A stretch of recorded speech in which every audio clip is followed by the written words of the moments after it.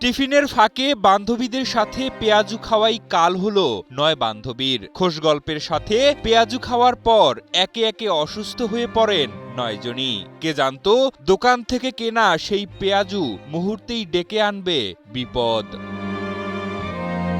পেঁয়াজু খাওয়ার পরপরই এক একজনের শুরু হয় পেট ব্যথা, বমি ও অসুস্থতা। কেউ বুঝে ওঠার আগেই আনন্দের আড্ডা পরিণত হয় দুশ্চিন্তায়। পরে ৯ জনকেই নেওয়া হয় হাসপাতালে।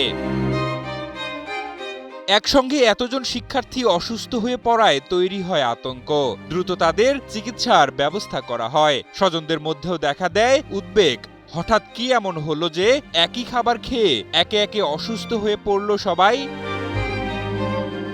ঘটনাটি চাঁপাইনবাবগঞ্জের শিবগঞ্জ উপজেলার মনকোষা বালিকা উচ্চ বিদ্যালয়ের। ১৩ আগস্ট ওই বিদ্যালয়ের পাশে ফুটপাতের একটি দোকান থেকে পেঁয়াজু খেয়ে ৪৫ বছর ধরে কোটি মানুষের আস্থায় পাইপের বস আরএফএল পাইপ ৯ শিক্ষার্থী অসুস্থ হয়ে পড়েন। এদের মধ্যে গুরুতর অসুস্থ ৭ জনকে শিবগঞ্জ উপজেলা স্বাস্থ্য কমপ্লেক্সে ভর্তি করা হয়েছে। ২ জনকে প্রাথমিক চিকিৎসা শেষে অভিভাবকের মাধ্যমে বাড়িতে ফেরত পাঠানো হয়।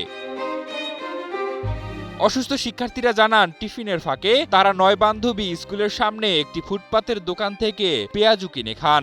এরপরই তারা অসুস্থ হয়ে পড়েন।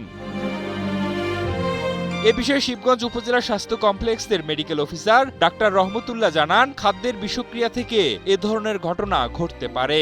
বর্তমানে তারা বিপদমুক্ত, তবে তাদেরকে চিকিৎসাধীন অবস্থায় নজরদারিতে রাখা হয়েছে।